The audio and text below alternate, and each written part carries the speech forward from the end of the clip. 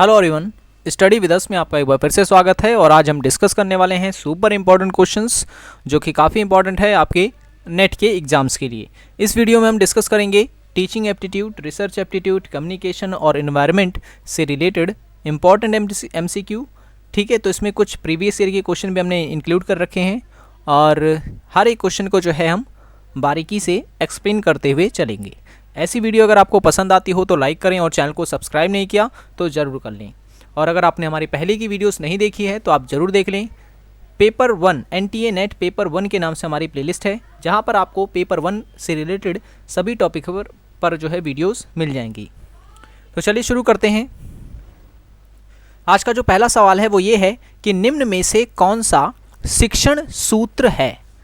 ठीक है, शिक्षण सूत्र है तो पूर्ण से अंश की ओर ये एक शिक्षण सूत्र है, प्रत्यक्ष से अप्रत्यक्ष की ओर ये भी शिक्षण सूत्र है, विश्लेषण से संश्लेषण की ओर ये भी जो है शिक्षण सूत्र है। तो सही आंसर हो गया ऑप्शन नंबर डी। ठीक है, और भी एक दो होते हैं जैसे कि ज्ञात से अज्ञात की ओर, ठीक है, और सरल से कठिन की ओर, या कहें कि सरल से जटिल की ओर। ठीक है, जटिल की ओर, तो ये भी जो है शिक्षण सूत्र होते हैं। ठीक है, मैंने जो वीडियो बनाई थी टीचिंग एप्टीट्यूड के ऊपर मैंने विस्तार से आपको बता रखे थे। लगभग 9 टाइप के शिक्षण सूत्र जो है मैं आपको बता चुका हूँ। नेक्स्ट क्वेश्चन है अधिगम स्तर कौन सा, अधिगम स्तर में कौन सा शामिल है। ठीक है, कौन सा शामिल है। देखिए लर्निंग लेवल में ये तीनों ही लेवल आते हैं, स्मृति स्तर, अवबोध स्तर और चिंतन स्तर। तो इस हिसाब से हमारा इस सवाल का आंसर जो हो गया वो हो गया ऑप्शन नंबर डी। अब जो स्मृति स्तर का यानी कि जो स्मृति स्तर का विचार है वो किस विद्वान के द्वारा दिया गया है, तो आपको याद रखना है स्मृति स्तर का जो विचार है वो दिया गया था सबसे पहले हर्बर्ट के द्वारा। ठीक है, सर हर्बर्ट के द्वारा। जबकि अवबोध का जो विचार है ये दिया गया था मॉरिस के द्वारा, मॉरिसन नाम इनका पूरा। ठीक है, मॉरिसन। और जो चिंतन स्तर की चर्चा की गई है वो की गई है हंट के द्वारा। ठीक है, हंट के द्वारा। तीनों ही नाम आपको याद रखने हैं। स्मृति स्तर हर्बर्ट के द्वारा दिया गया, अवबोध स्तर मॉरिसन के द्वारा दिया गया और चिंतन स्तर हंट के द्वारा दिया गया। अब स्मृति स्तर में क्या होता है, इस टाइप के लर्निंग में होता यह है कि हम किसी भी चीज़ को जो है रटने पे बल देते हैं। ठीक है, स्मृति स्तर में। जबकि अवबोध स्तर में हम समझने और रटने दोनों पे बल देते हैं। और चिंतन स्तर में होता यह है कि हम किसी भी चीज़ की जो है उसके बारे में हम मनन करते हैं या फिर चिंतन करते हैं। ठीक है, तो ये तीनों प्रकार हो गए और इनके तीनों जो हैं समर्थक या कहें कि विद्वान हैं जो इनसे जुड़े हुए हैं, जिन्होंने ये विचार दिए हैं। नेक्स्ट क्वेश्चन है प्रौढ़ शिक्षा यानी कि एडल्ट एजुकेशन किस प्रकार के शिक्षण का हिस्सा है। ठीक है, किस प्रकार के शिक्षण का हिस्सा है। तो इस क्वेश्चन का जो सही आंसर हो गया वो हो जाएगा ऑप्शन नंबर अनौपचारिक। ऑप्शन नंबर बी जो है इसका करेक्ट आंसर है। ये अनौपचारिक शिक्षा कहलाती है। ठीक है, अनऑफिशियल एजुकेशन। ठीक है, तो ये चीज़ आपको याद रखनी है इनमें से।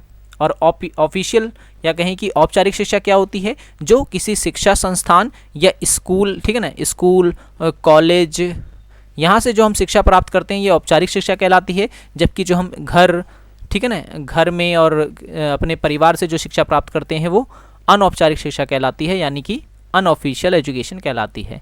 तो प्रौढ़ शिक्षा यानी कि एडल्ट एजुकेशन जो है वो अनौपचारिक शिक्षा का हिस्सा है। नेक्स्ट क्वेश्चन है शिक्षा की जड़ें कड़वी हैं लेकिन फल बहुत ही मीठे हैं, ये कथन किसका है। ठीक है, शिक्षा की जड़ें कड़वी हैं लेकिन फल बहुत ही मीठे हैं। ठीक है ना, ये कथन किसका है, तो ये कथन है अरस्तू का। ऑप्शन नंबर 20 का करेक्ट आंसर है अरस्तू का। अरस्तू जो है इन्हें राजनीतिक विज्ञान का पिता कहा जाता है। ठीक है, राजनीति विज्ञान का पिता कहा जाता है, the father of political science. और इनकी जो एक किताब भी है, किताब का नाम भी आपको याद रखना है पॉलिटिक्स। ठीक है, पॉलिटिक्स ये इनकी किताब है। जबकि प्लेटो की मैं बात करूं तो प्लेटो की किताब का नाम है रिपब्लिक, हिंदी में गणराज्य। ठीक है, और हिंदी में पॉलिटिक्स को राजनीति कहते हैं। ठीक है, ये चीज़ आपको याद रखनी है, ये दोनों के दोनों यूनान के थे। नेक्स्ट क्वेश्चन है संयुक्त राष्ट्र के द्वारा आयोजित संगोष्ठी किसका हिस्सा है? ठीक है ना, किसका हिस्सा है? संयुक्त राष्ट्र द्वारा आयोजित संगोष्ठी किसका हिस्सा है? देखिए संयुक्त राष्ट्र जो है यानी कि यूएनओ, यूनाइटेड नेशन ऑर्गेनाइजेशन, ये अंतर्राष्ट्रीय स्तर का जो है सबसे बड़ा संगठन है। ठीक है, तो इसके द्वारा अगर कोई भी संगोष्ठी आयोजित की जाती है तो इसका मतलब ये है कि ऐसी संगोष्ठी जो है यानी कि ऐसा सेमिनार इंटरनेशनल सेमिनार कहलाएगा। ठीक है, अंतर्राष्ट्रीय सेमिनार कहलाएगा। जबकि कोई छोटा समूह जब चर्चा करता है तो जो है लघु संगोष्ठी कहलाएगा ये। ठीक है ना, जब जिसमें कुछ ही चंद लोग शामिल होते हैं।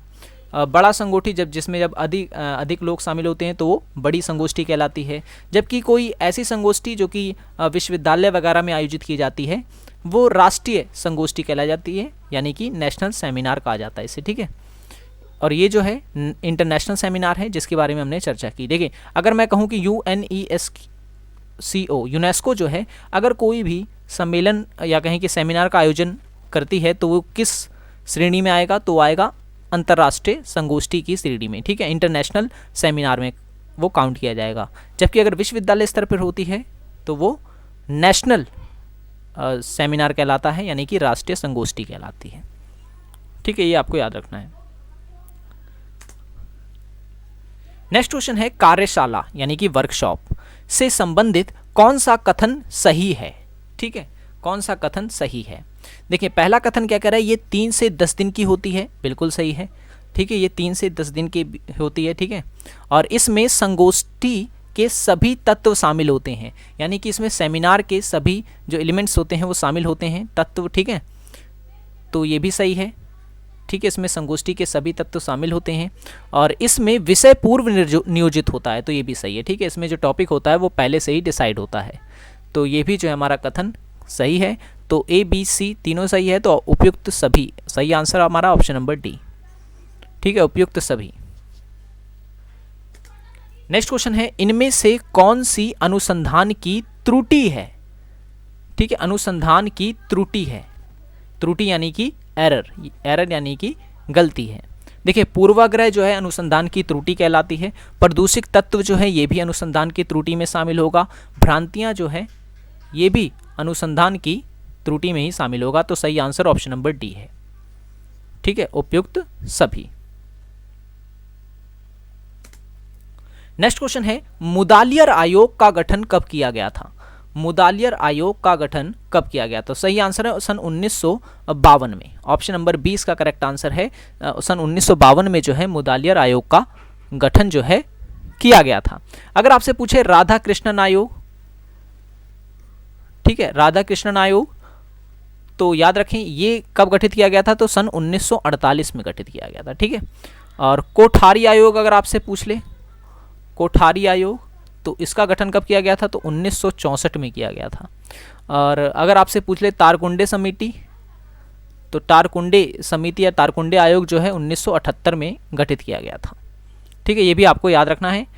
यहाँ से जो सबसे ज़्यादा पूछा गया है वो है मुदालियर आयोग और राधा कृष्णन आयोग, कई बार रिपीटेड है एग्जाम में। नेक्स्ट क्वेश्चन है निम्न में से कौन सा, देखिए वीडियो पसंद आ रही हो तो लाइक जरूर कर देना। ठीक है, क्योंकि लाइक के आधार पे जो है अगली वीडियो आपकी बनाई जाती है। ठीक है, और हमें ये पता चलता है कि आपको ये वीडियो पसंद आ रही है नहीं आ रही है आपके लाइक के बेस पे, तो लाइक ज़रूर करें। ठीक है, और चैनल को सब्सक्राइब नहीं किया तो ज़रूर कर लें ताकि ऐसी वीडियोस की नोटिफिकेशन आपको डे बाय डे मिलते रहे, और बेल आइकन जरूर दबा देना। निम्न में से कौन सा प्राथमिक प्रदूषक नहीं है? ठीक है, प्राइमरी पॉल्यूशन नहीं है। तो देखिए कार्बन डाइऑक्साइड ये जो है प्राइमरी पॉल्यूशन है, और कार्बन मोनोऑक्साइड जो है ये भी प्राइमरी पॉल्यूशन का ही हिस्सा है, और सल्फर डाइऑक्साइड ये भी प्राइमरी प्रदूषण है। जबकि डी जो है इसका सही आंसर है सल्फ्यूरिक अम्ल नहीं है। ठीक है, H2SO4, ठीक है ना, सल्फ्यूरिक अम्ल जो है ये नहीं है। अच्छा नहीं, ये नहीं होगा इसका। ऑप्शन नंबर डी इसका करेक्ट आंसर है सल्फ्यूरिक अम्ल। ठीक है, देखिए प्राथमिक प्रदूषण और द्वितीय प्रदूषण में अंतर क्या होता है? प्राथमिक प्रदूषक वह तत्व होते हैं जो सीधे जो है पर्यावरण को क्षति पहुंचाते हैं। ठीक है, जबकि द्वितीय प्रदूषक कौन से होते हैं? तो द्वितीय प्रदूषक वह होते हैं जो किसी अन्य तत्व के साथ मिलकर पर्यावरण को दूषित करते हैं या फिर गंदा करते हैं। ठीक है, तो ये चीज़ आपको याद रखनी है। प्राथमिक प्रदूषण और द्वितीय प्रदूषण। और अगर द्वितीय प्रदूषण में और आपसे पूछ ले तो आपको याद रखना है, देखिए सल्फर ट्राइऑक्साइड, ठीक है, सल्फर ट्राइऑक्साइड जो है ये भी द्वितीय प्रदूषण की श्रेणी में आएगा। और नाइट्रिक अम्ल ये भी जो है द्वितीय प्रदूषक की श्रेणी में आएगा, ठीक है, ये भी आपको याद रखना है। सो आज की वीडियो में इतना ही। आई होप ये वीडियो आपको पसंद आया होगा। वीडियो पसंद आया हो तो लाइक करें और चैनल को सब्सक्राइब नहीं किया तो ज़रूर कर लें, ताकि ऐसी वीडियोस की नोटिफिकेशन आपको मिलते रहे। और पीडीएफ के लिए आप हमारा टेलीग्राम ग्रुप ज्वाइन करें, स्टडी विद अस पीडीएफ, बिना स्पेस के आपको ये टाइप करना है। हमारे चैनल का लोगो आएगा, वहाँ पर जो है वही हमारा चैनल है, उसी को आपको ज्वाइन कर लेना है। सो मिलेंगे नेक्स्ट वीडियो में। Thanks for watching this video.